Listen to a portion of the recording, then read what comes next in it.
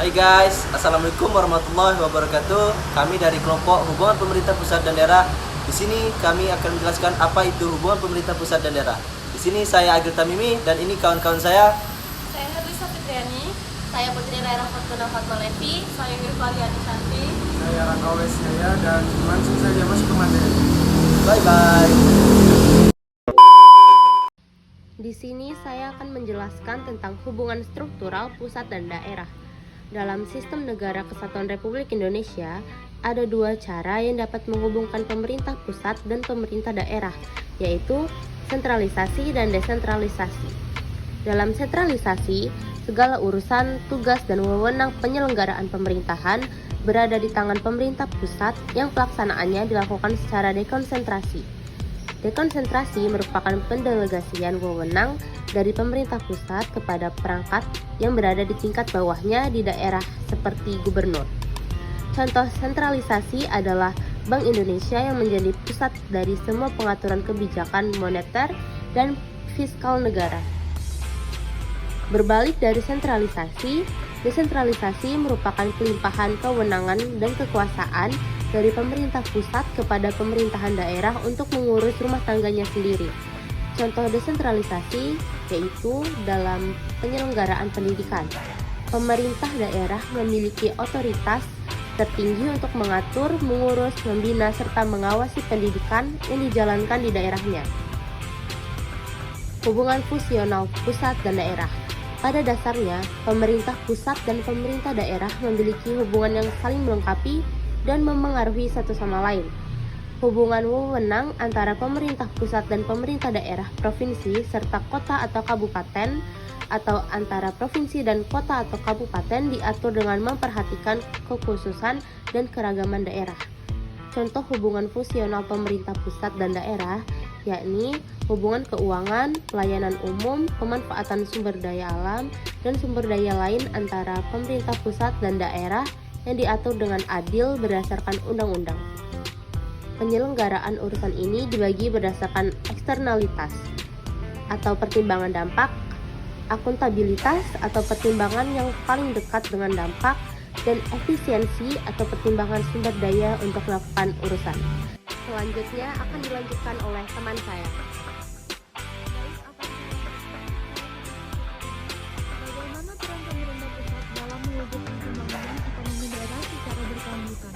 Pemerintah pusat mewujudkan pembangunan ekonomi daerah berkelanjutan dengan melakukan kebijakan-kebijakan seperti pembangunan daerah tersebut dengan pembangunan yang melibatkan banyak orang di dalamnya, seperti membangun sebuah pabrik atau membuat suatu industri padat karya di mana industri tersebut dapat menampung banyak tenaga kerja, sehingga tingkat pengangguran di daerah menurun dan tingkat produktivitas warganya semakin baik dan berkelanjutan selama industri tersebut berjalan lancar.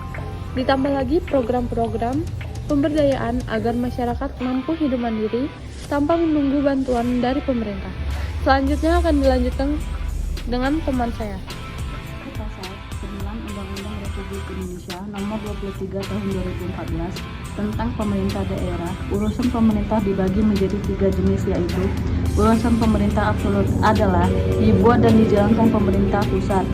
Urusan pemerintah konkuren adalah dibagi antara pemerintah pusat dan daerah. Urusan pemerintah umum adalah dibuat pemerintah pusat dan dijalankan pemerintah daerah berikut rinciannya. Urusan pemerintah absolut. Urusan pemerintah absolut adalah urusan yang sepenuhnya menjadi wewenang pemerintah pusat. Untuk urusan pemerintah absolut seperti dalam pasal 9 terbagi meliputi 1. Politik luar negeri, 2. Pertahanan, 3. Keamanan, 4. UTC, moneter, dan fiskal nasional, yang keenam agama. Urusan pemerintah konkuren dalam buku Government Public Relations, Perkembangan dan Praktik di Indonesia tahun 2018 karya Suprawoto. Urusan pemerintahan konkuren adalah urusan pemerintahan yang dibagi antara pemerintahan pusat dan daerah, provinsi dan daerah, kabupaten atau kota. Baik, akan dilanjutkan oleh teman saya. Baik, akan saya lanjutkan.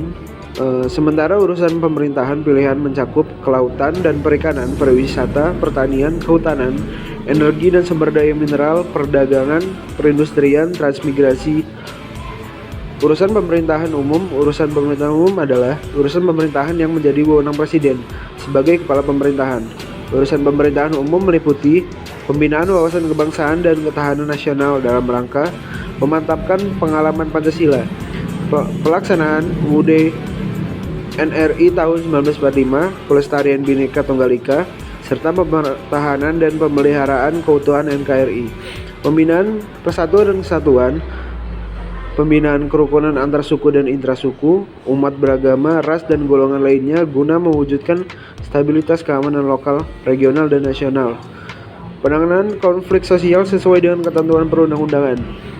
Koordinasi pelaksanaan tugas antar instansi pemerintah yang ada di wilayah daerah provinsi dan daerah kabupaten atau kota untuk menyelesaikan permasalahan yang timbul dengan memperhatikan prinsip demokrasi, hak asasi manusia, pemerataan, keadilan, keistimewaan, dan kekhususan, potensi, serta keanekaragaman daerah sesuai dengan ketentuan peraturan perundang-undangan.